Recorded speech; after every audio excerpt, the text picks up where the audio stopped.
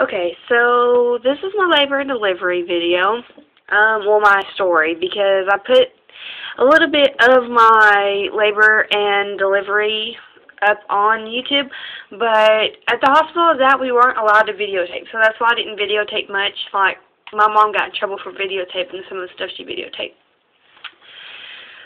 So, I was 39 weeks pregnant whenever I gave birth to my little girl. I had this pregnancy rash called PUP. I don't know if you guys ever heard of it, but it sucks. If you ever have it, I'm so sorry that you had to go through that because I went through it and it was horrible. So I went ahead and I went to my doctor for my 39-week appointment, and my rash was so bad it would make me cry. So I begged him to please induce me. I didn't want to get induced. Like, I've been telling myself throughout my whole pregnancy, no induction, no induction, no induction. But with that rash, it was either scratch my whole skin off or get induced. So I asked him if he'd induce me. So he decided that he'd induce me the day after my 39-week appointment. So I chose to get induced. So I get there in the morning, and I had to be there at 5 o'clock in the morning, and I'm so nervous, but I'm so happy that I'm getting to go into labor and meet my baby girl. And I forgot this, sorry.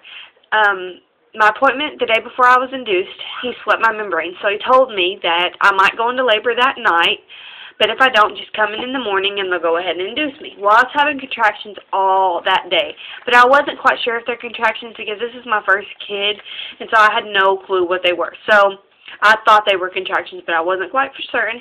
So I went ahead and made sure everything was packed up for the hospital. Okay, now I got to the hospital. So it's 5 o'clock in the morning. My friend got induced also, and she told me that she ate 2 Pop-Tarts before she went into labor, and that she threw them up. So I chose to eat crackers, so I ate crackers for breakfast, and once I get there, I'm laying in my bed for about 30 to 45 minutes, and then they come in, and they check to see how far I am dilated, which was, I was 1 centimeter dilated, and my doctor broke my water. So whenever he broke my water, they went ahead and got me started on IVs. They got me started on the fluids, and then they got me started on the induction medicine. I forgot what it's called. I want to say it starts with a C.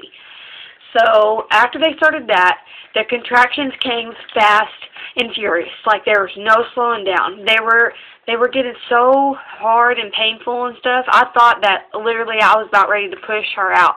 But I was stuck at 2 centimeters for the longest time, because after they gave me the drugs, they checked me again, and I was dilated to 2 centimeters. So then that's when everybody started to, like, arrive that I wanted to be in the room with me. Like, my mom, who came to the hospital with me was my mom and my 2 little brothers, because that's who I live with.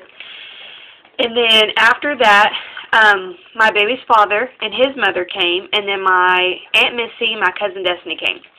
So I chose who I wanted to be in the room while I delivered was my mom, Sean, and my cousin Destiny. So they were there. So back to the dilation. So after I was stuck at 2 centimeters forever, I was just, every single time they checked me, I was thinning out, and effacing more. And so the nurse said that if there's a point where they check me and there's been no change, and they check me again and there's still no change, then they'd have to opt for a C-section, which I really didn't want to do. So I was glad that I was progressing some. Well, I got to like maybe 3 centimeters, but the pain was so much. I was crying. I'm not the type of person who suffers like and screams. I suffer silently. So I was just holding my mom's hand and crying and stuff like that, but not loud. I just had tears running down my face, and so I went ahead and got the epidural. So right after I got the epidural, I dilated to 4 centimeters. So then they came in, they checked me, and I was 5 centimeters. But I was so stressed out because, like, everybody was up in the room with me, and, like, they were all talking and stuff, and I hadn't got a chance to rest. Like, I got some Benadryl to help me with my rash, because I told you about the pup rash.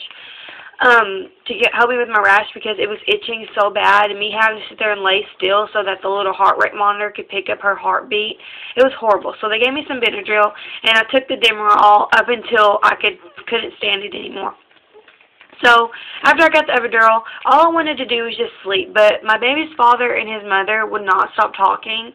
So I felt kind of bad, but I asked them if they could leave the room because, like, I just wanted to rest. And they just kept on talking and just stressing me out. So after they left, I automatically went from 5 centimeters to 9 centimeters, and I was ready to push. Like, I got the epidural, right? So I could still, like, pick up my legs and stuff like that. Well, but in the middle of the time that I went from 5 centimeters to 9 centimeters, that was in 30 minutes. I was having this horrible pain down near my cervix, and now I know what it is, but whenever I was in labor, I had no clue what it was. So I called the anesthesiologist back to my room to see, like, if my epidural was, like, coming undone or something. And so he gave me some more medicine the first time. He gave it to me twice. The first time my legs went numb, but I could still move them a little bit. The second time I could not even pick up my legs, no nothing. I couldn't, nothing. I was stuck in that bed 4 hours. So then the nurse came in after he gave me that last bit of medicine. Oh, and I threw up 4 times, by the way, because that medicine. It made me so sick to my stomach. The nurse came in, and she checked me. She's like, no wonder why you've been hurting. You've had so much pressure. You're down to 9 centimeters. You're ready to push. So they made me scoot down towards the end of the bed, and they made me put my legs up, and she started having me push. So they called my doctor, and my doctor came, and then they called my baby's father back into the room because, you know, I made him leave, and then I gave birth. Well, you know, I had to push maybe a set of like 4 reps of pushing or something like that. And, like, I didn't know how hard I was pushing because, you know, I had the epidural and I was super numb, but I was just trying my best. So they were like, come on, Christina, you got to push harder, you got to push harder. So finally, they're like, here's her head, and all I hear is everybody saying, oh my God, Christina, she has so much hair, because I was worried that she was going to be bald because whenever I was born, I was bald as a cue ball. So then they're like, come on, one big push, you're going to have her out. So I pushed her out, and, you know, they're like, here, you know, they handed her to me, and I wiped her off and stuff like that. Sorry, I'm looking at my list to make sure I didn't forget anything. Okay, so they gave her to me, and I'm just crying. You know, who doesn't cry whenever they go into labor? And I'm trying to wipe her off, and I'm so scared I'm going to hurt her because I've never held I only held a newborn once. And so I'm trying to wipe her off. You know, I'm so scared I'm going to hurt her.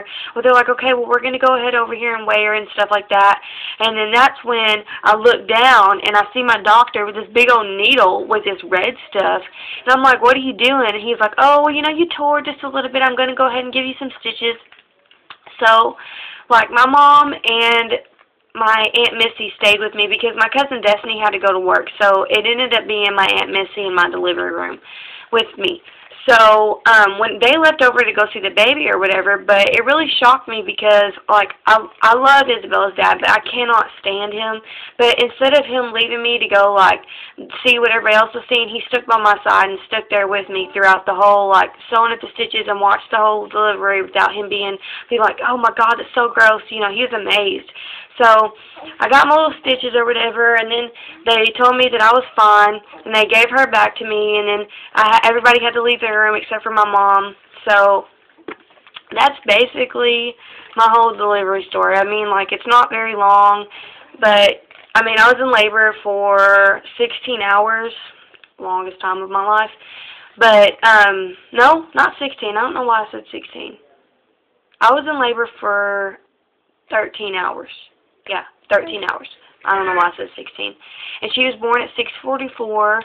And, you know, it's the most amazing feeling that you ever think that you could ever have, you know. Like, I never thought that going in. I was always scared, but I will talk to you guys in my next video. Okay, bye.